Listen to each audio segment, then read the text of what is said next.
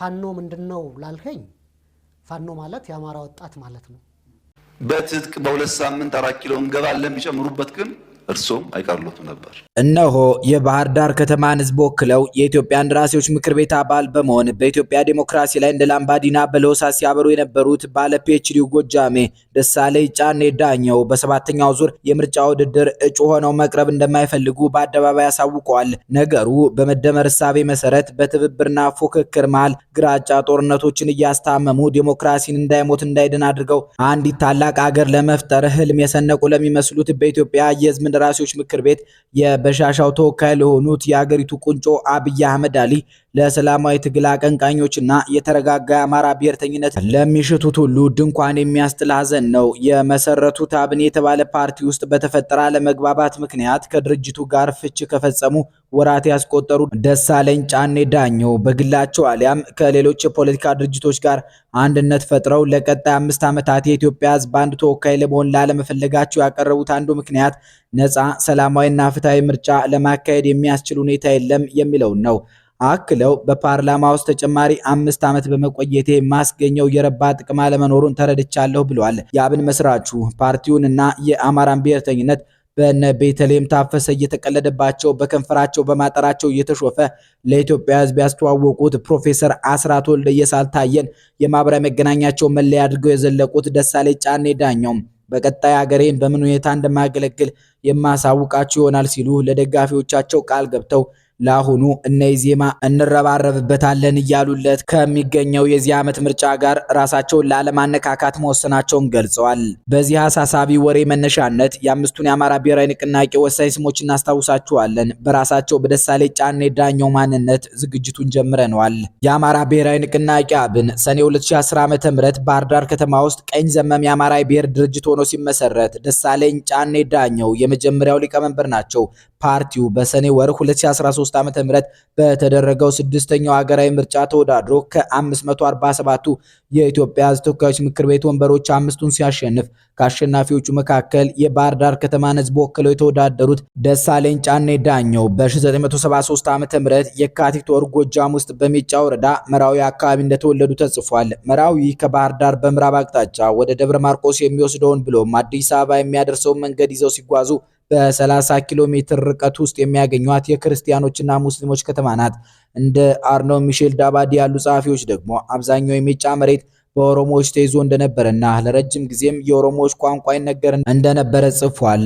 ዳባዲ አክሎ የነ ደሳለኝ ጫኔ ዳኘው የትውልድ አካባቢ ሰዎች የመንግስት አስተዳደር ካልተመቻቸው ለሽምቅ በተመቸው መሬታቸው እየሸፈቱ ግብር መከልከል ነባር ባህላቸው ነበር ብሏል። ዛሬ የአማራ ፋኖ ብሔራዊ ንቅናቄ አፋብን ሊቀመንበሩን ዘመነ ካሴ ባውቄን ጨምሮ ብዙ የአማራ ብሔርተኞች ከሜጫ ተወልደው በኢትዮጵያ ፖለቲካ ውስጥ ጠጠር እየጣሉ ነው። ደሳለኝ ጫኔ ዳኘው ከኒያ እንዳንዱ ናቸው። የደሳለኝ ጫኔ ዳኘው የትውልድ መንደር ከኢትዮጵያ ዋና ከተማ አዲስ አበባ በ525 ኪሎ ሜትር ትርቃለች። የዛሬው የፌዴራል ተወካዮች ምክር ቤት ኮከብ ተሳታፊና በአድናቂዎቻቸው ዘንድ አንድ ለእናቱ እስከ መባል የደረሱት የተከበሩ ዶክተር ደሳለኝ ጫኔ ዳኘው መደበኛ ትምህርታቸውን በሜጫዋ መራዊ ከተማ ውስጥ ከመጀመሪያ እስከ ሁለተኛ ደረጃና መሰናዶ አጠናቀዋል የሚሉ መረጃዎች አሉ። ደሳለኝ ጫኔ ዳኘው በተለይ ከባህር ዳር ዩኒቨርሲቲ በርከት ያሉ ዲግሪዎችን ተቀብለዋል። የፒኤችዲ ዲግሪያቸው በኢንተግሬትድ ወተር ሪሶርስ ማናጅመንት ከባህር ዳር ኢንስቲትዩት ኦፍ ቴክኖሎጂ የተገኘ ነው። የማስተርስ ዲግሪ በዋተርሺድ ማናጅመንት አሜሪካ ኒውዮርክ የሚገኘው ኮርኔል የተባለ ዩኒቨርሲቲ እንደሰጣቸው ተጽፏል። አሜሪካ ድረስ ተጉዘው ይሁን በሌላ አማራጭ በግልጽ የተቀመጠ ነገር የለም። ምንጮች ኮርኔል ዩኒቨርሲቲ ከባህር ዳር ዩኒቨርሲቲ ጋር ተባብሮ በማስተማር ለምርቃት አብቅቷቸዋል ይላሉ። የመጀመሪያ ዲግሪዎቻቸው በኢኮኖሚክስ ሂስትሪና ጂኦግራፊ ከባህር ዳር ዩኒቨርሲቲ የተገኙ መሆናቸውን አንብበናል። ይህን ሁሉ ዲግሪ ተምረው የሰበሰቡት የቀድሞው የአብን ሰው ደሳለኝ ጫኔ ዳኘው በባህር ዳር ዩኒቨርሲቲ እንደ አሶሺየት ፕሮፌሰር ሆነው ያስተምራሉ። በሃይድሮሎጂ ኤንድ ዋተር ማኔጅመንት እንዲሁም በዲዛስተር ሪስክ ማናጅመንት ኤንድ ፉድ ሴኩሪቲ ስተዲስ ስማቸው በውል ያልተጠቀሰ ተቋማት ላይ ይሰራሉ። የደሳለኝ ጫኔ ዳኘውን የቤተሰብ ሁኔታ የተመለከትን እንደሆነ ባለትዳርና የልጅ አባት መሆናቸውን የሚገልጹ ፍንጮች እናገኛለን። ሰርጋቸውን አስመልክተው ፖለቲካ ውስጥ ከገቡ በኋላ በማህበራዊ ትስስር ገጻቸው ጽፈውም ያውቃሉ። የ45 ዓመቱ ትንታግ ፖለቲከኛ ደሳለኝ ጫኔ ዳኘው አርብ ጥር 29 ቀን 2018 ዓ.ም ለደጋፊዎቻቸው በይፋ እንደነገሯቸው ከሆነ ከመስከረም 2019 ዓ.ም ጀምረው የፓርላማው ሰዓት አይዞርም ደቂቃው በተባለለት የ4 ኪሎ አደባባይ ውስጥ ከኢትዮጵያ መንግስት ስራ አስፈጻሚዎች ጋር ሲጫጫሁ አይመለከቷቸውም። ደሳለኝ ጫኔ ዳኘውን አሁን ወደሚታወቁበት ፖለቲካ ያመጣቸውን አብን የተባለ ፓርቲ ፈለግ ተከትለን በምናደራው ወሬ ውስጥ ሁለተኛው ጉዳያችን በለጠ ሞላ ጌታሁን ናቸው። ባለ ፒኤችዲ ወሎዬ በለጠ ሞላ ጌታሁን የመጀመሪያውን የአብን ሊቀመንበር ደሳለኝ ጫኔ ዳኘውን የኢትዮጵያ ብሔራዊ ምርጫ ቦርድ በታዘበው የመተካካት ሂደት ስልጣን የተቀበሏቸው የካቲት 2012 ዓ.ም ነበር። የራያው ልጅ በለጠ ሞላ ጌታሁን በ1997 ዓ.ም ከአዲስ አበባ ዩኒቨርሲቲ በፍልስፍና የመጀመሪያ ዲግሪያቸውን አግኝተዋል። ከ1998 እስከ 1999 ዓ.ም ደግሞ በዚያው በአዲስ አበባ ዩኒቨርሲቲ መምህር ሆነው ቆይተዋል። በ2000 ዓ.ም መጨረሻ ላይ የአውሮፓ ኢኮኖሚክ ኮሚሽን በሚሰጠው የራስመስ ምንደስ ስኮላርሺፕ በኖርዌይ እና ስዊድን በአፕላይድ ኢቲክስ ልዩ ዘርፍ ሁለተኛ ዲግሪ ተቀብለዋል። 2005 ዓ.ም ላይ ከአዲስ አበባ ዩኒቨርሲቲ በፍልስፍና ሁለተኛ ዲግሪ ተቀዳጅተዋል። ዛሬ በፍልስፍና ሶስተኛ ዲግሪያቸውን የያዙ ሚኒስትር ሆነው ከጠቅላይ ሚኒስትር አብይ አህመድ አሊ ጓሮ ይገኛሉ። በጠቅላይ ሚኒስትር አብይ አህመድ ዙሪያ 3 የፍልስፍና ምሩቃን አሉ። አንዱ የአብን መስራች አባሉና የአሁኑ ሊቀመንበር በለጠ ሞላ ጌታሁን ናቸው። የተቀሩት ሁለቱ ሽመልስ አብዲሳና ዳኛቸው አሰፋ ይባላሉ። የበለጠ ሞላ ጌታሁን ፍልስፍና ተምረው ረቂቅ የቴክኖሎጂ ጉዳዮች ላይ እንዲወስኑ መሾም ግን በብዙ ያነጋግራል።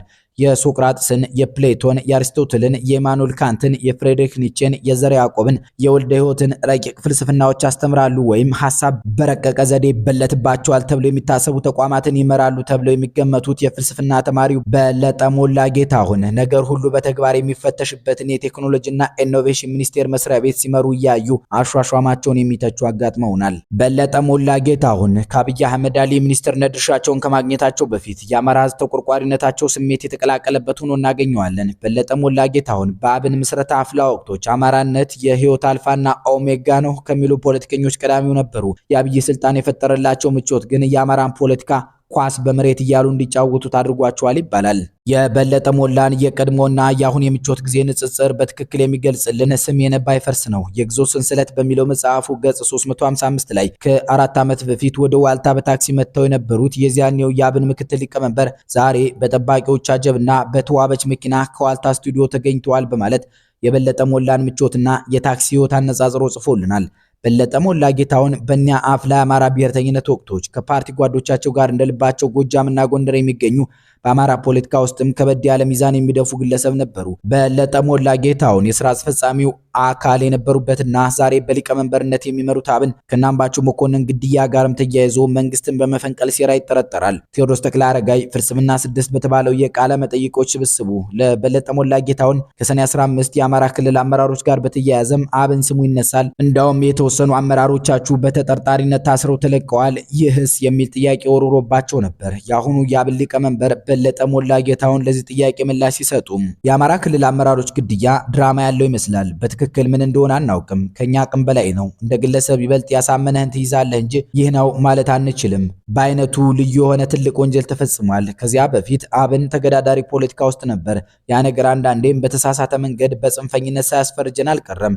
ቀርበው ሊረዱን ያልፈለጉ ሰዎች በሩቁ ሆነው በመሰላቸው ፈርጀውናል።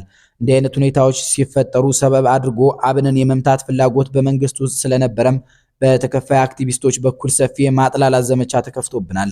እንደ ግለሰብ ስማችን እየተጠቀሰ ጭምር ተሳትፏል ተብሎ ይጻፍብን ነበር የሚሉ አገላለጾችን ተጠቅመዋል። ቴዎድሮስ ተክለአረጋይ ለአሁኑ የአብይ ሚኒስትር በለጠ ሞላ ጌታሁን በ2013 ዓ.ም ያቀረበላቸው ሌላ ጥያቄ አሁን በኢትዮጵያ ውስጥ አምባገነን መሪ አለ ብለህ ነው የምታስበው የሚል ነበር። መልሳቸው ከዛሬው በለጠ ሞላ ጌታሁን አንደበት የወጣ አይመስልም። የመሪ አምባገነንነት አለ ብለው ይጀምራሉ። የአሁኑ የአብን ሊቀመንበርና የጠቅላይ ሚኒስትር አብይ አህመድ ሚኒስትር በለጠ ሞላ ጌታሁን ይቀጥላሉ። የመሪ አምባገነንነት አለ የለም አይባልም። ጠቅላይ ሚኒስትር አብይ ወደ ስልጣን ሲወጡ የገቧቸው ቃሎች ነበሩ። ሁላችንንም ተስፋ እንዲኖረን የሚያደርጉ ነበሩ፣ አልተተገበሩም። ተቃራኒው ነው እየሆነ ያለው። ስለዚህ አብይን የምንገመግመው ዛሬ ላይ በተጨባጭ ኢትዮጵያ ውስጥ እየተከወነ ባለው ላይ ተመስርተን ይሆናል። ትናንት ምን እየተደረገ ነበር? ዛሬ ምን እየተደረገ ነው? ሰዎች በማንነታቸው የተነሳ በአደባባይ የሚታረዱበት ሀገር ሆኗል። በየዕለቱ የዘር ማጥፋት የሚፈጸምበት ሀገር ሆኗል።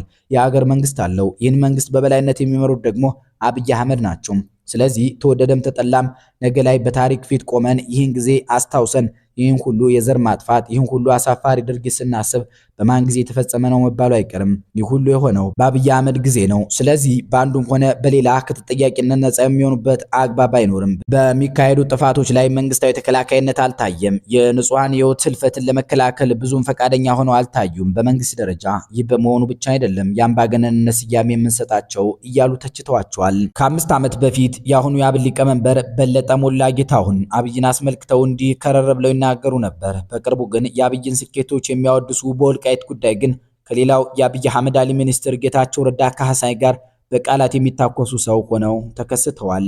ሶስተኛው የአብን ደማቅ ስም ክርስቲያን ታደለ ጸጋዬ ተብሎ ይጠራል። በተወካዮች ምክር ቤት የጎስቋሏ ቋሪት ወረዳ ተወካይ ናቸው። ቋሪት ዋና ከተማዋ እንኳን ለብዙዎች የማትከሰት የጎጃም ገጠራማ ቀይ ናት። የቋሪትን የመንግስት መቀመጫ ማለትም ዋና ከተማዋን የምታውቁ አስተያየት መስጫው ላይ ስሟ እንድትጽፉልን ጋብዘን ወደ ክርስቲያን ታደለ ጸጋዬ ማንነትና አወዛጋቢ የፖለቲካ ስብዕናዎቻቸው እንዝለቅ። ክርስቲያን ታደለ ጸጋዬ አብን በተመሰረተ በዓመቱ ሰኔ 2011 ዓ.ም በአማራ ብሔራዊ ክልላዊ መንግስት ዋና ከተማ ባህር ዳር በተከሰተው የክልሉ ባለስልጣናት ግድያ ምክንያት ታስረው ነበር። ዳንኤል ክብረ ብርሃኔም የአብይ አህመድ አሊን መንግስት ትርክት ለመገንባት ጽፈውታል በሚባልለት የትርክት ዳና በረከት የተሰኘ ድርሳናቸው ውስጥ ክርስቲያን ታደለ ጸጋዬን የሰኔ 15ቱ የአመራሮች ግድያ አካል ያደርጓቸዋል።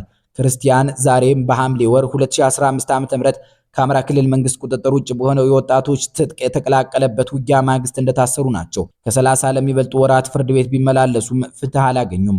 አንድ በቅርቡ እስር ቤት ድረስ ተጉዘው እንደጠየቋቸው የገለጹ የጣቢያችን ምንጭ አሁንም ድረስ ክርስቲያን ታደለ ጸጋዬ ከአማራ ብሔርተኝነታቸው ዝንፍ አላሉም ብለዋል። ከአብን መስራቾች አንዱ በቋሪት ገበሬ ተመርጠው የኢትዮጵያ ተወካዮች ምክር ቤት አባል የሆኑት በሂደት ከመሰረቱት የአማራ ብሔራዊ ንቅናቄ አብንም ከተወካዮች ምክር ቤትም ገለል የተደረጉት ክርስቲያን ታደለ ጸጋዬ ስለራሳቸው በጻፉበት አንድ አጋጣሚ እንዲህ ብለው ነበር። ማንነቴ አማራ ነው፣ መገለጫዬም ግብሬም አማራ ነው። እኔነቴን በመንደር ለማጠር ለሚፈልጉ ሰዎች ግን ስለኔ ማወቅ ስላለባቸው መነሻዬን እነሆ ብያለሁ። በአባቱ 6ኛ ትውልድ በአባ ወልደ እግዚ የሸዋ መንዝ ተወላጅ ነኝ። መንዜው እንጀልሼ ጎጃም ዳሞት ፍኖተ ሰላም አካባቢ መንዝ የሚባል ስፍራ የቆረቆረ ነው። ዛሬም ድረስ ቦታው መንዝ እየተባለ ይጠራል። በ6ኛ ትውልዴ የመንዝ ውሉድነቴን የተወሰኑ አማራ የሆኑ አማሮች ያውቁታል። የአባቴ እናት እመት ሙሉነሽ ደስታ ይባላሉ። እመት ሙሉነሽ የደጃዝማች ደስታ ንጉሴ ልጅ ናቸው። ደጃዝማች ደስታ የደጃዝማች ንጉሴ ጎሹ ልጅ ናቸው። ደጃዝማች ጎሹን ከሞላ ጎደል ሁሉም ያውቃቸዋል። እናቴ እማሆ የህዝብ ዓለም ዘለቀ ጥሩነህ በለጠ መንግስቱ ትባላለች። የልጀንበር አማራ ናቸው። የልጅ ዘለቀ እናት እመት ፀሐይ ወርቅ ምሩ ቢሰውር የብላት ታምሩ ልጅ ናቸው። ከሰክላ እስከ ጅጋ ድረስ በዳግማዊ የምኒልክ ዘመነ መንግስት አጥቢያ ዳኛ ሆነው ያገለግሉ ኩሩ አማራ ናቸው።